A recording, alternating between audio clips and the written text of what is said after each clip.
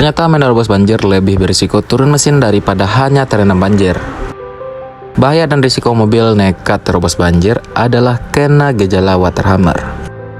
Water hammer adalah kondisi di mana air masuk ke dalam ruang bakar, dampaknya setang piston atau bahasa tekniknya connecting rod bisa bengkok sehingga diharuskan overhaul atau turun mesin.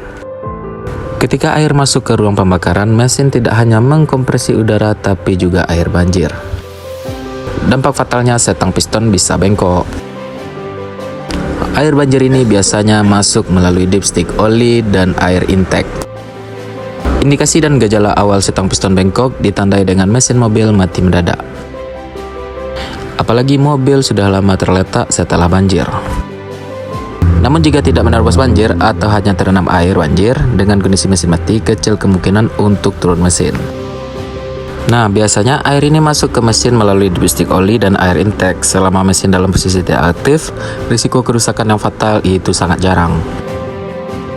Meskipun tidak sampai turun mesin, tapi mobil yang hanya terendam banjir juga berisiko mengalami kerusakan pada elektrikal seperti power steering atau EPS, electric power steering dan sebagainya.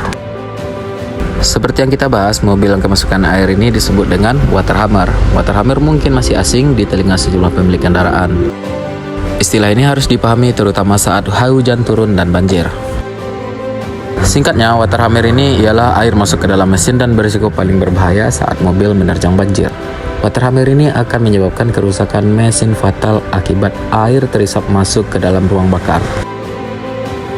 Pada mesin kendaraan, bentuk silinder seperti pipa dengan piston yang bergerak sangat aktif di dalamnya bersama pelumas. Penutup silinder di bagian atas adalah ruang pembakaran, sedangkan yang di bawah adalah crankshaft. Ruang pembakaran bekerja mengompresi dan membakar campuran udara dengan bahan bakar. Air tidak dibutuhkan dalam proses itu. Intervensi zat ini dalam ruang bakar efeknya justru merusak karena tidak bisa dikompresi.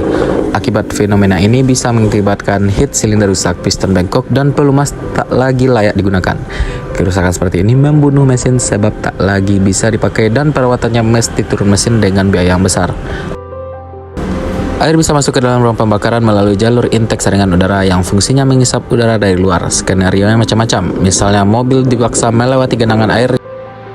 Dan jika sudah terjadi kerusakan akan memakan biaya perbaikan cukup besar karena banyak komponen mesin yang diganti.